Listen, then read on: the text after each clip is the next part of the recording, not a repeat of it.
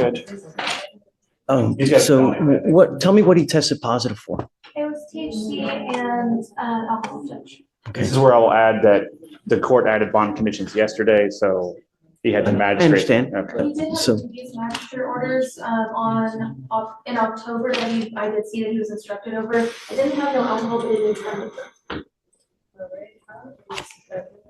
October what? October 14th, 15th. Give me the last name again. Bledsoe, BLED.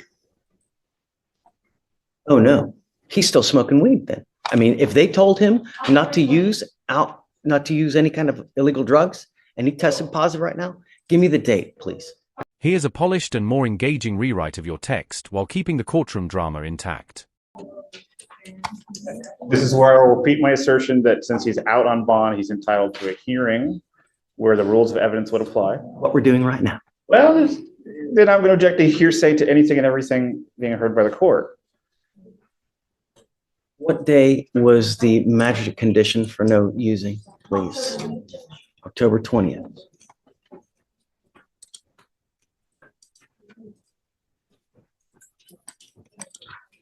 I'll give my spiel about THC seltzers that I could buy at Specs that have no alcohol but have THC in them.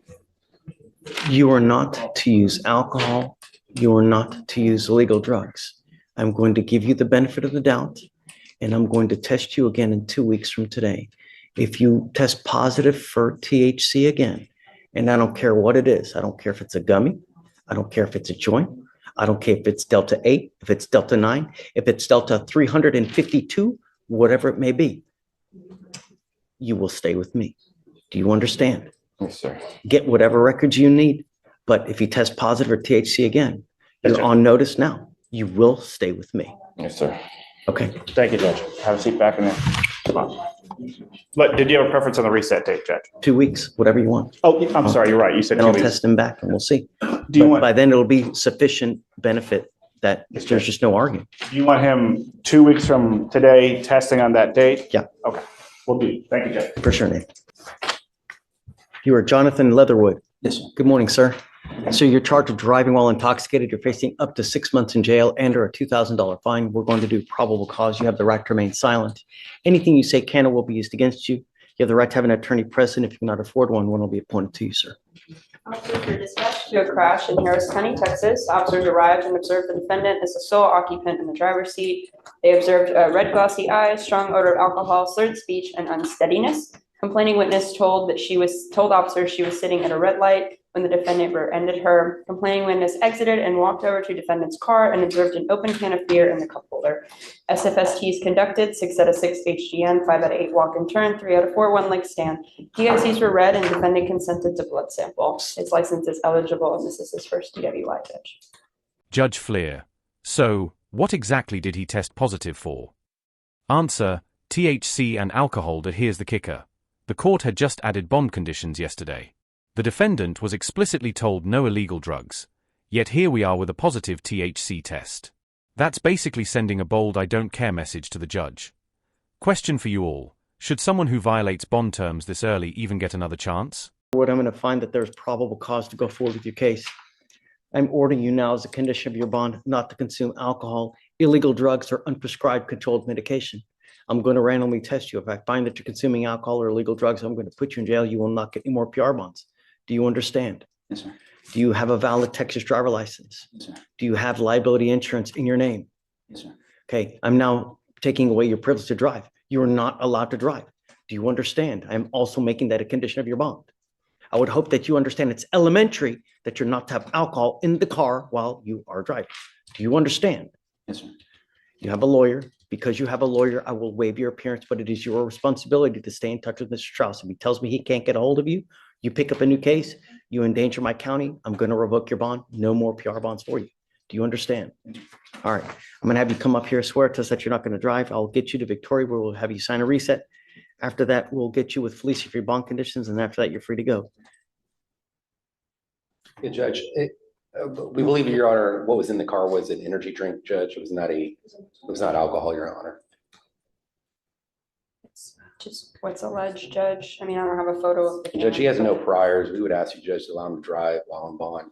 They're alleging he's got an open container of beer in the car while he's driving. I mean, if you show me that it's not, I'll take it away. But I mean, they're telling me it's an open container of beer.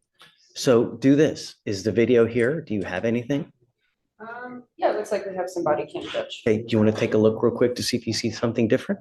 Take a look. No, Your I mean, Honor. we've got time. It's Yes, sir. 9:45, Yes. we've got Take a all look. I'm day. ready to approach. Well, not all day, but Sir. take a look real quick. I'll put this on hold if you find something different, Yes, and sir. once they have time, they can go out, reach to the officer, see, hey, was it really an energy drink? Was it a beer? And let's see. But if he's drinking and he's in the car and they're alleging that, no, there has to, We'll go look at it. yeah, sure, for sure. Mr. Leatherwood, heed this warning. You won't get another one. Do you understand? Okay, come on. All right, Davis, come on up, page 7.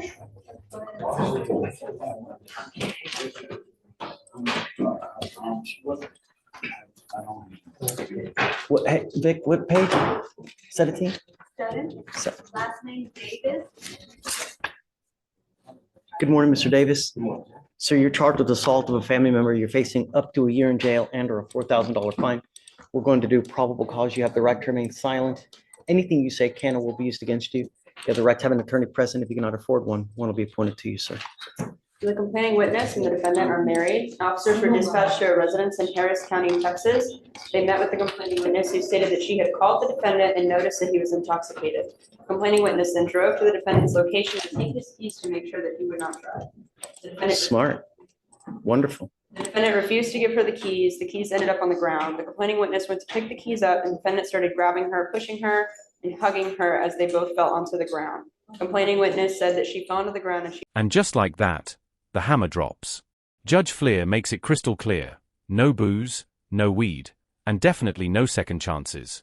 He even revoked the defendant's driving privileges on the spot. Think that's too harsh, or exactly what's needed? Smash that like button if you agree it's time courts got tougher on DWI offenders. The defendant falling on top of her would cause pain as well. So did he intentionally assault? Was it an accident? I don't, read it again. You said he fell on top of her. Isn't that what you said? Yes, Judge. He hugged her, and then they both fell to the ground. And then he had fallen on top of her when they fell to the ground. This is a specific intent crime. I don't think we have an offense report, Judge. Well, nevertheless, this is what we do now. This is the probable cause hearing. You got to have it now. This is a DVD case, Judge. I don't think that the complaining witness has been ripped yet. Doesn't matter. We got what we got here, and I don't see intent. In life, Mr. Davis, it's Davis, right? There are people who drink, they become very happy. They're great to hang out with. They crack jokes. They're just the life of the party. And then there are those people, when they drink, they become the devil incarnate. They get horns. They just become terrible. If this strikes a familiar chord, don't drink. It sounds like someone's trying to do something very loving, really. I'm going to find no probable cause now because I don't see intent, but just be careful. You know what I mean? Just, you got one life. Be happy and be nice. All right? Just take a seat for me, please.